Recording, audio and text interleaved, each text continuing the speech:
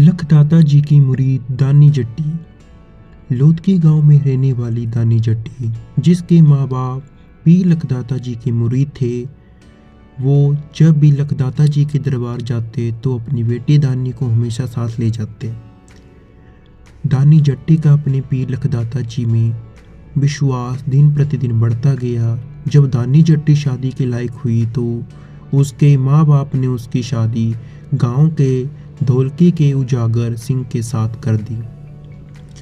उसके ससुराल वाले पीर लखदाता जी को नहीं मानते थे। अब दानी जट्टी पीर लखदाता जी को याद करती है, उनको माथा टेकती है, उनकी नियाज चढ़ाती है, चूरमा बांटती है, कनक के रोड़े बांटती है, परंतु उसका पति उजागर सिंह और ससुराल वाले उसे रोकते टोकते हैं और वो गुस्सा होते हैं कि तुम मुसलमान की पूजा मत कर, यहाँ हम जाते हैं जिसकी हम पूजा करते हैं, तू भी उन्हीं की पूजा कर।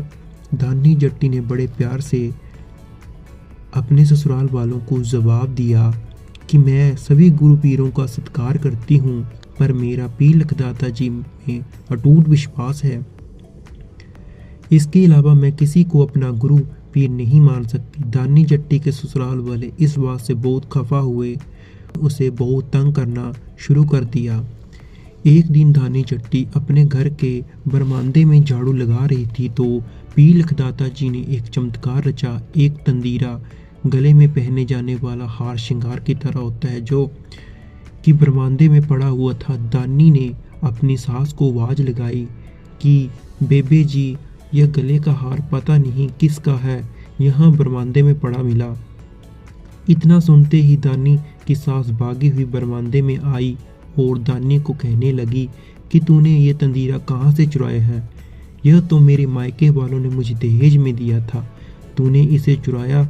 दानी जट्टी ने कहा, बेबे जी, मैंने इसे नहीं चुराया, मैं तो झाड़ू लगा रही थी तो मैंने इसे बरमांदे में पड़ा देखा। दानी की सास ने कहा, ला दो मुझे मेरा तंदीरा, मैं आज से इस गले में पहन के देख लूं, सारी जिंदगी तो मैंने इसे पहना नहीं। जब दानी की सास ने तंदीरे को गले में पहना तो लखदाता जी ने एक ऐसी लीला रची कि तंदीरा सांप बन गया। दानी की सास शोर मचाने लगी।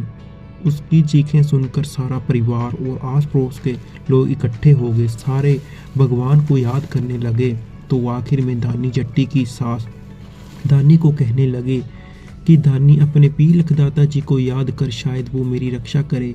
असल में यह तंदीरा मेरा नहीं था। इतना सुनते ही दानी जट्टी ने कहा, बेबे, तेरा कसूर है और तुम अपना कसूर मानती है तो खुद पीर लखदाता जी को याद कर, शायद तो बच जाए। दानी की सास रो रो कर पीर लखदाता जी को याद करने लगी। दानी अपनी सास को रोता विकलता देखकर बहुत व्याकुल हो गई और उसने पीर लखदाता जी के आगे फरियाद करने लगी। यह खेल तो पीर लखदाता जी का ही रचा हुआ था। तभी उनकी रहमत हुई और दानी की सास ने के गले से सांप का वो तंदीरा गायब हो गया। अगली स्टोरी सुनने के लिए चैनल को जरूर सब्सक्राइब करें, ज़्यादा से ज़्यादा शेयर करें।